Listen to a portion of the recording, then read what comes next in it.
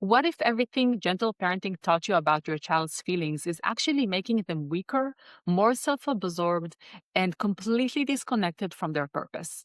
Today, I'm going to say the thing no one in the parenting world wants to say, and it might change everything. Here's what you're getting in this video: the research that exposes why validating every feeling is actually backfiring, the ancient Jewish wisdom that gives you a map for your child's emotions, and one question you can start asking today that shifts everything. Stay till the end because the spiritual twist is the part no one else is talking about, and it will change how you see your child forever. Let's first explore what's a gentle parenting promise and intention. Gentle parenting promised connection, and it delivered fragility.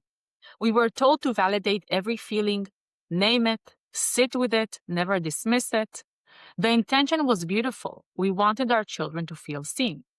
But the outcome has become entirely different because a child's inner world became the only world. But here's what researchers Greg Lukianoff and Jonathan Haidt found in the book The Coloring of the American Mind: How Good Intentions and Bad Ideas Are Setting Up a Generation for Failure.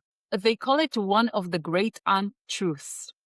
The untruth of emotional reasoning. Always trust your feelings. The flaw here is that feelings are always compelling, but not always reliable. You see, in order to be content, happy, and fulfilled, we actually need to question our feelings. We need to ask what is true. When we teach children to center every emotional experience as unshakable truth, we strip them of the ability to question, contextualize, or move past their immediate distress. We need to ask what is true. When asking questions about our feelings, we can change the way we interpret reality and, in turn, how we feel. When we teach children to treat every emotional experience as truth, as something to be honored, explored, and centered, we're accidentally teaching them that their inner world is the most important world there is. And Abigail Schreier goes even deeper in her book, Bad Therapy.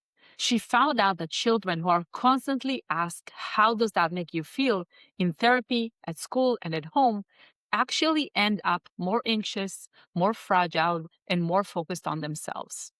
The very act of turning a child's gaze inward constantly is producing a generation that struggles to look outwards at others, at responsibility, at purpose. Here's the question I want you to sit with. When your child is upset, what is your response normally? Now, here's where it gets really interesting, because what I'm going to share from Jewish psychology gives you a completely different map for understanding what emotions actually are. And once you see it, you can't unsee it. You see, ancient Jewish psychology maps the soul differently. Thousands of years before modern therapy, Jewish wisdom understood that feelings are not the boss.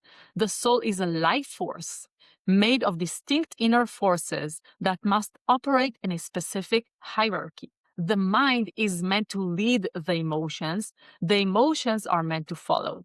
A healthy soul is where there is a proper hierarchy between the will, the mind, and the emotions that are expressed through thought, speech, and action. A healthy soul dictates that emotions follow the mind, they do not lead. But what happens during a meltdown?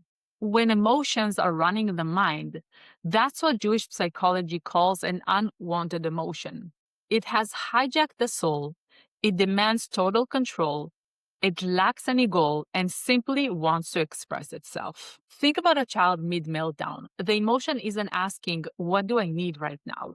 What is the goal here?" It's just flooding. And when we rush to validate that flood, when we sit down and say, "Tell me about this feeling," we are not calming the child. We are actually feeding the hijacker. And here's the part that gentle parenting completely misses. There is such a thing as a wanted emotion. You see, not every feeling deserves a throne. Unwanted emotions are the hijackers, but the wanted emotions are the connectors. The unwanted emotions turn the gaze inward. The wanted emotions drive the person outside themselves. The unwanted emotion demands absolute control over the mind. The wanted emotion integrates with the mind and will. The unwanted emotion has no goal, simply floods the system. The wanted emotion motivates concrete action. The unwanted emotion isolates the child in their own experience. The wanted emotion connects the child to others and to the world. A wanted emotion drives a person outside of themselves. It connects them to others. It motivates action. It integrates with other forces rather than taking over. Wanted emotions are what moves us towards our purpose, towards generosity, towards love that is expressed through doing. The goal of parenting isn't to validate every emotion. The goal is to help our children develop the inner tools to transform unwanted emotions into wanted ones. We want to guide our kids to take the raw emotional energy, move it through the filter of the mind and the will, and direct it towards action and purpose. Emotions are not inherently bad, but an emotion is only healthy when it serves a purpose beyond the self. Our job is to help our children transform unwanted emotions into wanted ones. I want to ask you something real.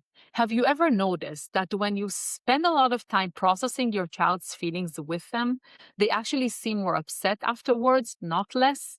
Drop a yes in the comments if that's ever happened to you, because you're not alone and there's a reason for it. There's one more piece to this, and it's the most important one, because this isn't just about emotions, it's about what your child is here to do.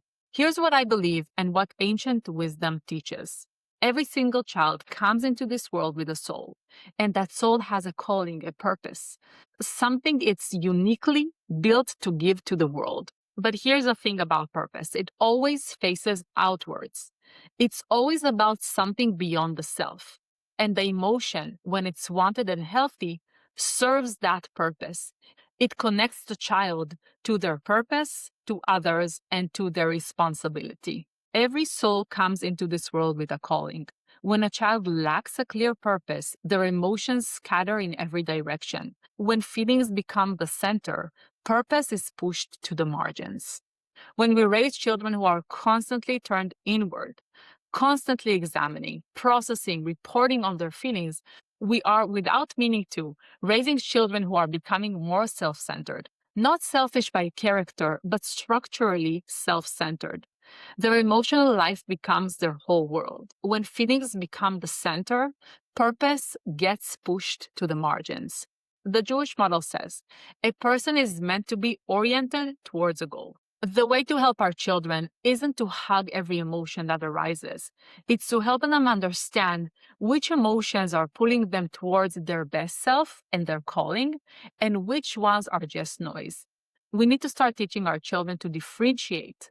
Not every feeling deserves a throne. Some feelings are signals, and signals exist to point somewhere, not to be worshipped. So here's my challenge for you this week. The next time your child comes to you flooded with a big emotion, instead of asking, how does that make you feel? Which will trap them in the inward gaze, try asking, what do you want to do about it? Just a small shift moves them from the inside out. It activates the will, engages the mind, and forces the emotion to move outward into action. Tell me in the comments, what do you think will happen when you try it? So here's the takeaway. We want our kids to feel and to function. Feelings are real. Feelings matter. But not every feeling is a teacher, and not every feeling deserves center stage.